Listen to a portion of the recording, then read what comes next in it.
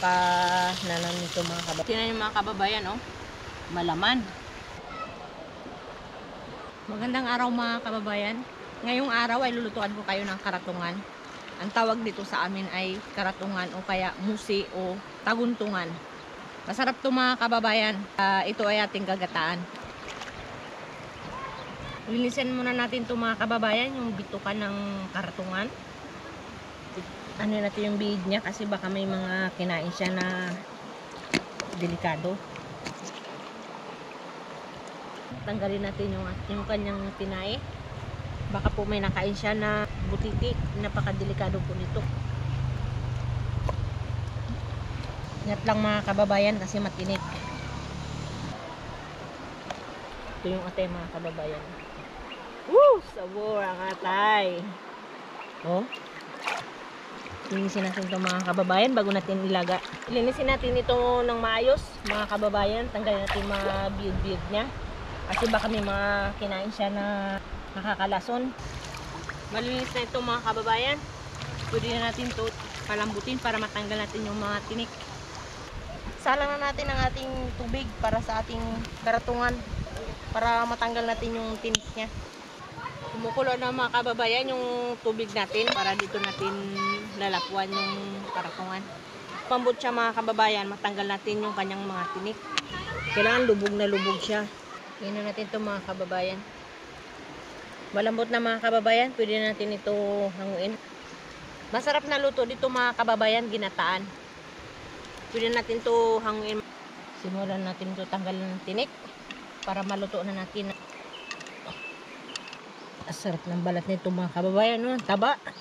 Tanggalin natin yung tinik para sipkainin.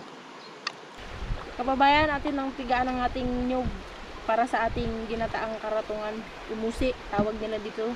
Ito ang unang piga para sa panghuli natin mamaya.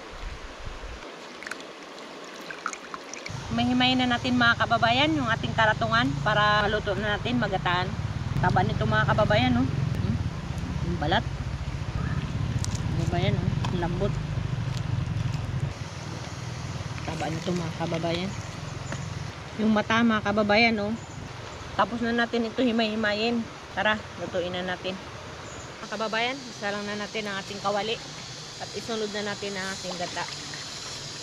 Pakuloyin lang natin ito makula ng mga kababayan. Ihalo natin yung ating mga sangkap, bawang, sibuyas, luya, tanglad, pangpabango, dagdag aroma sa ating ginataang karatungan.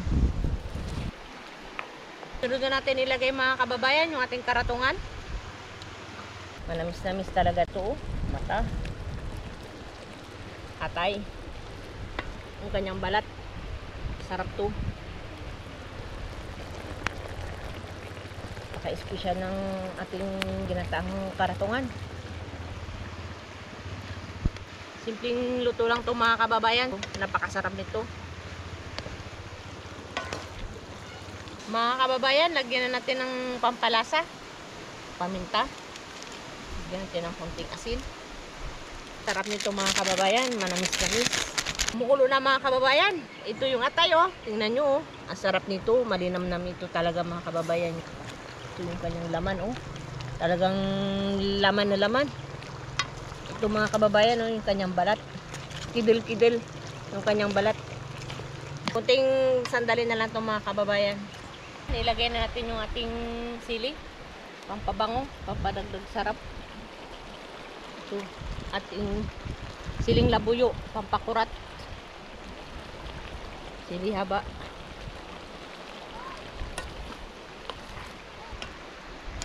Sarap nito.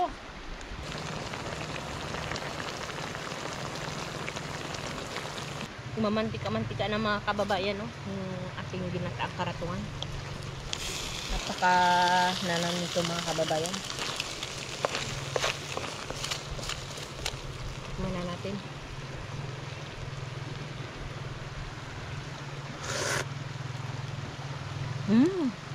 Sarap. Ito lang ang lasa mga kababayan.